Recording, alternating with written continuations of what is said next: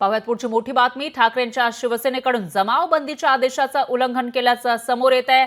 गिरगावमध्ये ठाकरेंच्या सेनेकडून जमावबंदीच्या आदेशाचं उल्लंघन झाल्याची माहिती आहे।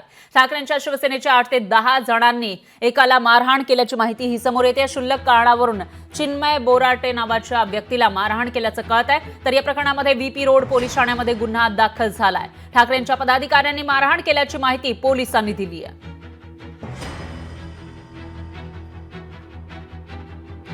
शिवसेना उद्धव बाळासाहेब ठाकरे पक्षाचे हे शिवसैनिक होते आणि त्यांनी जमावबंदीचं उल्लंघन केलं।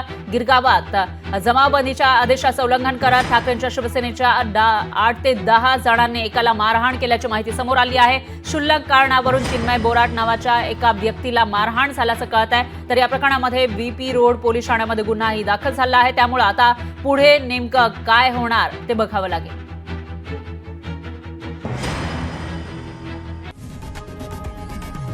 लोकशाही मराठी ऐका, पहा, जागरूक रहा।